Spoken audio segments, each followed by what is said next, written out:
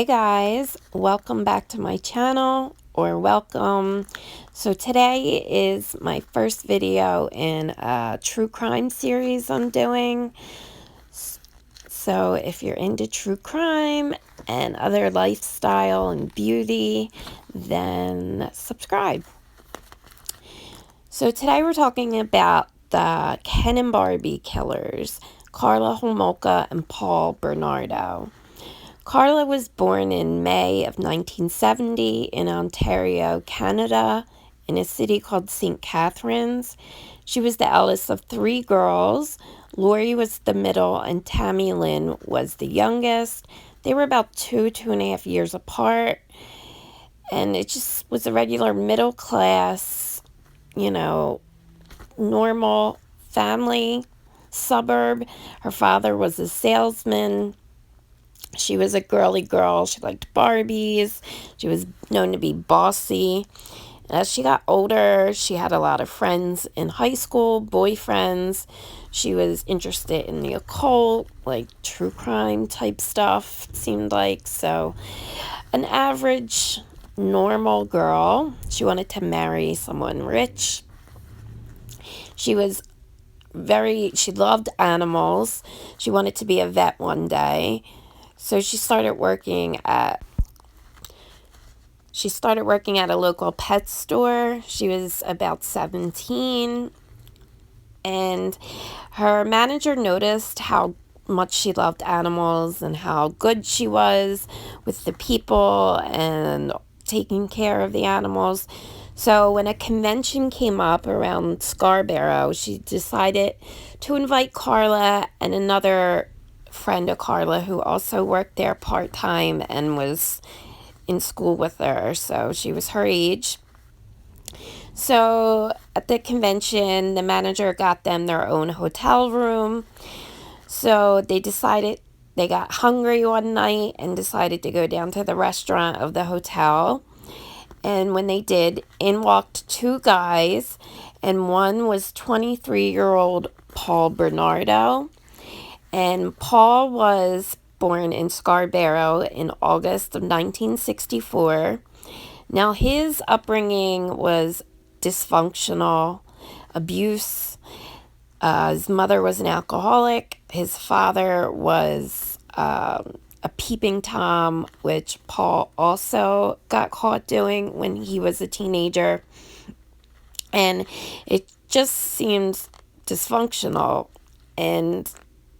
But either way, Paul still graduated college and got work as an accountant. Although ex-girlfriends of Paul said he was abusive at times, very rough in the bedroom, things like that, like to see them cry. So, but he was a good-looking, guy, so he did get a lot of girls. And so Karla and Paul met at the restaurant, and they hit it off, and they started dating from then on. What Paul really liked about Karla was that she seemed to like it rough just like him, was into the same type of things that other girls didn't like. And so he would drive there every weekend. He started spending the weekend there. The family seemed to really like Paul. I mean, he seemed like a nice, normal guy. Him and Karla were in love. They had been going out for a few years now. He went to her prom and everything. And he just seemed like a normal, goofy guy. He had gotten a camcorder around this time, so he was like videotaping everything and everybody. And they actually became engaged after about 3 years. And at that time, there had been a series of assaults happening in Scarborough. Somebody was snatching girls and, assaulting them. And a few girls got a good look at their attacker, so they drew up a composite sketch and they put it in the newspaper. Now, the picture looked an awful lot like Paul Bernardo. So eventually the police did interview him because some people had called the tip line with his name. And after interviewing them, the police did not suspect him at all. They did take his DNA, which he readily gave up, no problem. But he seemed like a nice, normal guy, so they had no reason to suspect him. And back then, in the late 80s, early 90s, DNA was still early, so it took a very long time for results to come back, and they had over 100 suspects already that they had that whose DNA they had to test, so it would be a long time before any of that would come back.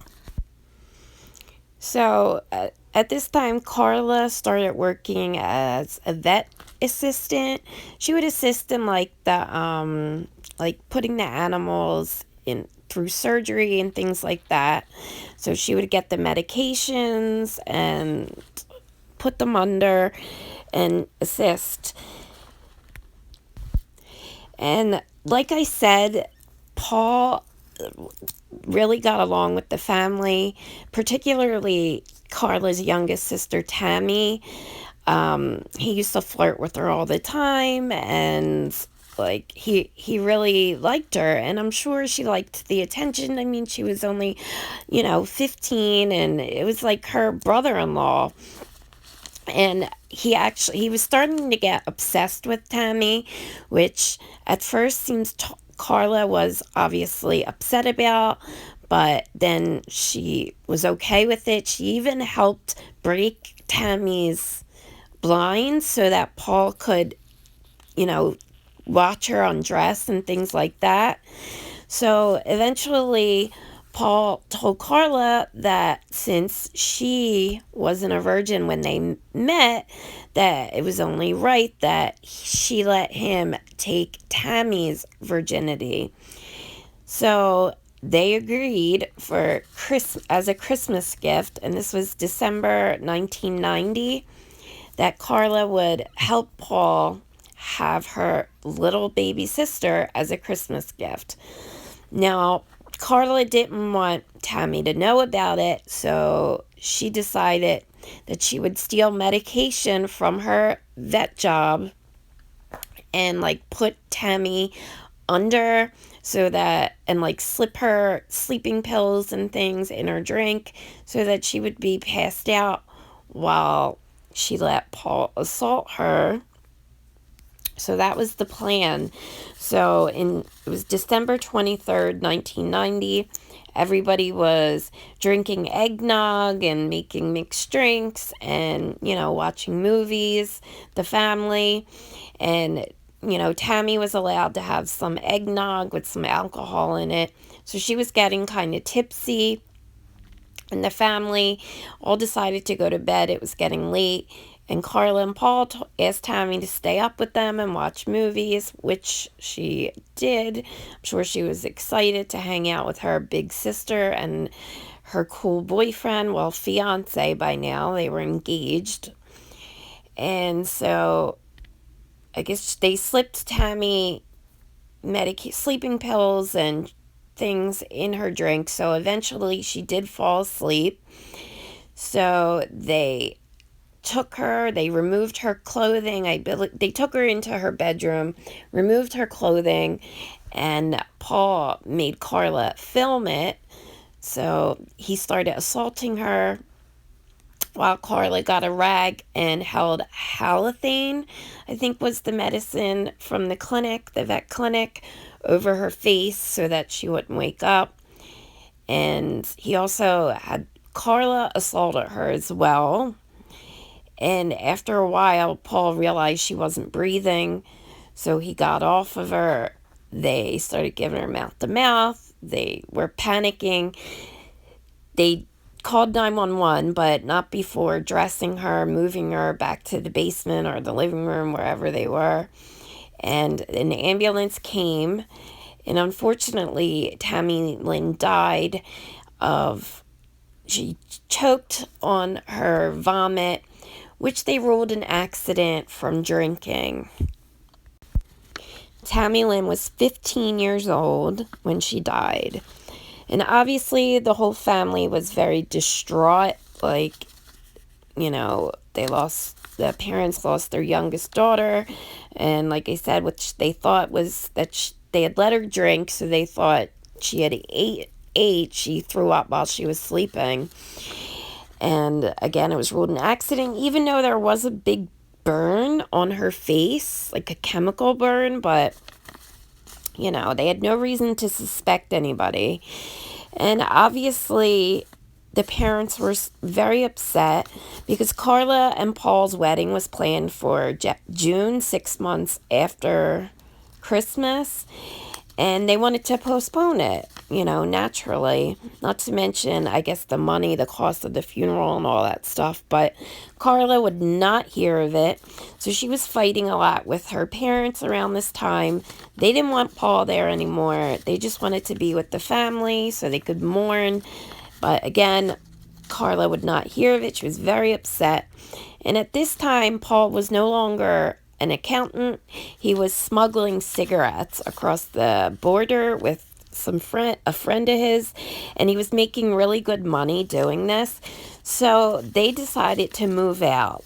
So in February of 1991, they moved into a house in Port de Lucie on Bayview Avenue.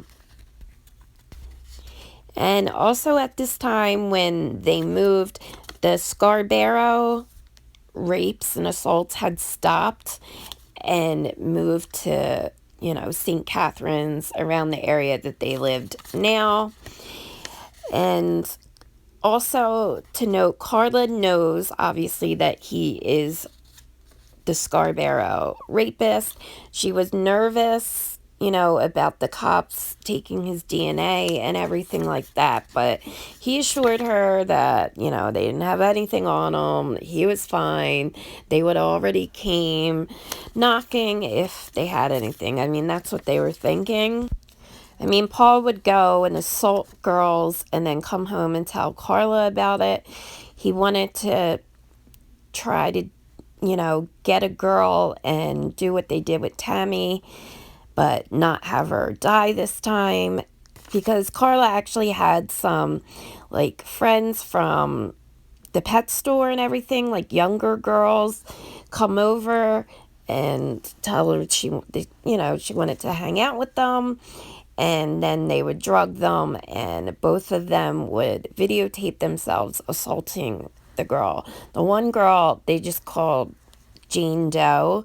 She was an underage girl who had no idea that she was assaulted. She would just wake up feeling groggy and like hungover and go home.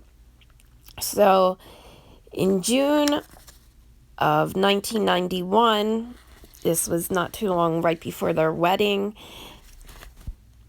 Paul was breaking into cars trying to find stuff to steal when he came across 14-year-old Leslie Mahaffey. She had been locked out of her house after coming home late after curfew. She was at a friend's funeral, and she seen Paul and asked him what he was doing. He told him he was going to rob her neighbor's house, which she kind of laughed and asked if he had a cigarette. So they walked over to his car, and that's when he, forced her into the vehicle with a knife. And he took her home blindfolded. He woke up Karla, told her that he had a girl. Karla woke up and they started, assaulting this girl. It was just, they were videotaping everything. She just went through torture over the next few days of them both assaulting and filming her. He would just like call her names, make her call him the king, and they realized that they were going to have to kill her because she could identify them. So that's what they did. After days of torture, Karla watched as Paul Bernardo strangled Leslie Mahaffey. She was 14 years old, and they decided to, in order to try to, hide the body, they bought a saw and some cement, and they, put her in the cement. And then they dumped it in a Lake Gibson. And 2 weeks later, on June 29th, 1991, Karla and Paul were married. They had a big, lavish, horse-drawn carriage wedding. They went to Hawaii for their honeymoon. Everything was beautiful. And on the same day of their wedding, the cement blocks washed ashore on the Lake Gibson. So they were found. Leslie was found. Karla was getting very nervous about that, but Paul assured her that, everything was fine. They couldn't tie her back to the couple. And when they got back, Paul wanted to get another girl right away. Karla did not. She was more scared. So he was still assaulting girls, in the area of where they lived. And on April 16th, 1992, they went for a drive, and Paul told Karla he wanted to find a girl. He wanted her to help him. So in broad daylight, 15-year-old Kristen French was leaving school. It was the Friday before Easter, and she was crossing through a church parking lot on her way home, and Karla asked her if she could help her find something on a map. And seeing the young, pretty girl, she decided to go help her. And at that time, Paul came over with a knife and forced her into the car. And it was in the broad daylight in a church parking lot. And as they were forcing her in, she did lose one of her shoes. So later on, when her parents, notified the police that she never came home from school, and they went to investigate, they did see the shoe in the church parking lot. So they knew that somebody must have taken her. And there was also eyewitnesses who claimed they seen the car and they seen her talking to somebody. However, the car, the make, model, and color were all wrong. So they just,